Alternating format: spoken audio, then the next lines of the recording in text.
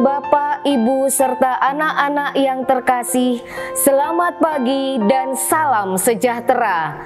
Tabi pun, ya pun. Apa kabar semuanya? Semoga kita semua bersama keluarga dan komunitas kita selalu dalam keadaan sehat, semangat, dan penuh sukacita. Marilah kita mengawali renungan kita dengan membuat tanda kemenangan Kristus. Dalam nama Bapa, Putra, dan Roh Kudus. Amin. Bapak, Ibu, Suster, serta anak-anak yang terkasih, kembali hari ini kita akan mendengarkan sabda Tuhan dan merenungkannya sebagai dasar serta pedoman hidup kita. Inilah Injil Tuhan kita Yesus Kristus menurut Lukas. Dimuliakanlah Tuhan.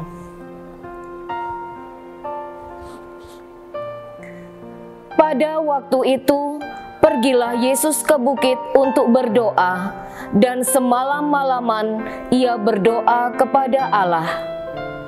Ketika hari siang, ia memanggil murid-muridnya kepadanya, lalu memilih dari antara mereka 12 orang yang disebutnya rasul.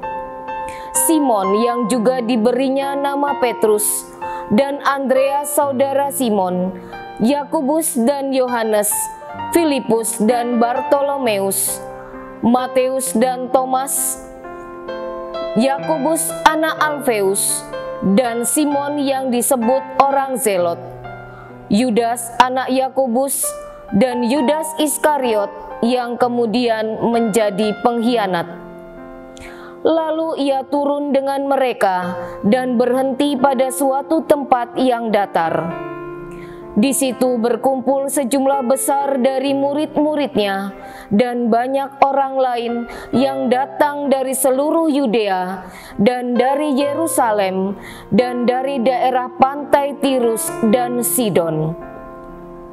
Mereka datang untuk mendengarkan dia dan untuk disembuhkan dari penyakit mereka. Juga mereka yang dirasuk oleh roh-roh jahat beroleh kesembuhan. Dan semua orang banyak itu berusaha menjamah dia, karena ada kuasa yang keluar daripadanya, dan semua orang itu disembuhkannya. Demikianlah Injil Tuhan. Terpujilah Kristus.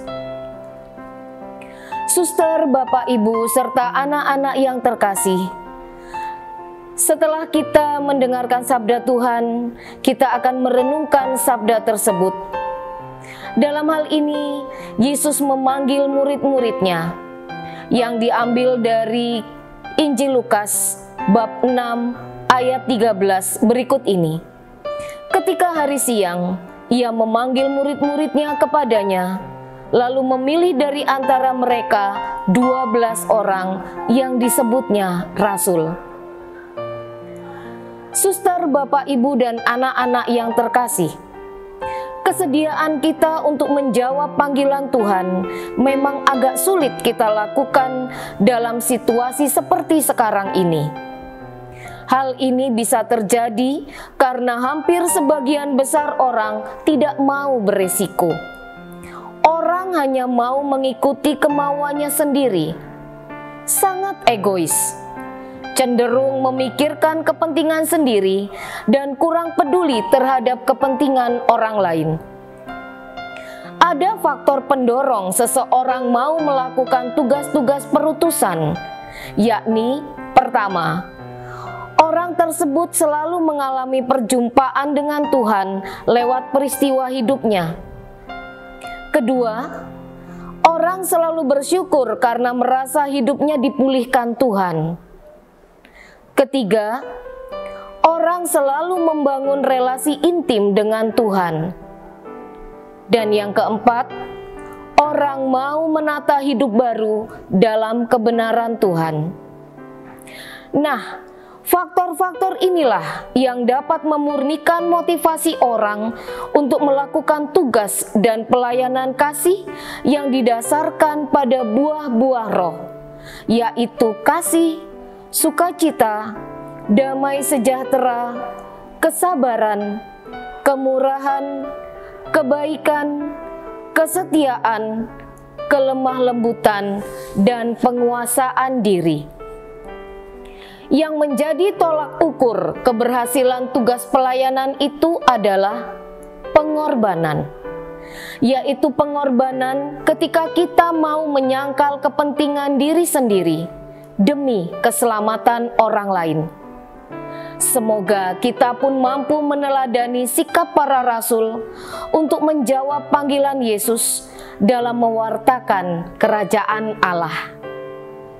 Suster, Bapak, Ibu, serta anak-anak yang terkasih, setelah kita mendengarkan dan merenungkan sabda Tuhan itu, maka marilah kita merefleksikannya dalam diri kita. Apakah saya sudah menyangkal kepentingan diri sendiri untuk keselamatan orang lain? Apakah saya berani melakukan tugas yang tidak saya inginkan demi kepentingan orang lain? Marilah berdoa. Ya Tuhan, utuslah Roh Kudus-Mu untuk menggerakkan hati kami dalam melaksanakan tugas dan tanggung jawab dalam hidup ini, sehingga hasil yang dicapai sesuai dengan kehendak-Mu. Demi Kristus Tuhan kami. Amin.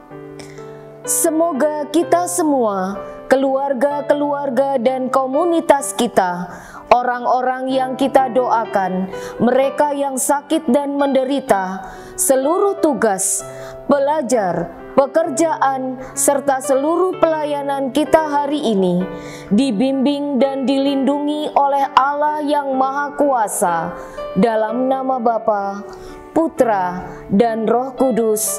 Amin. Terima kasih, Tuhan memberkati.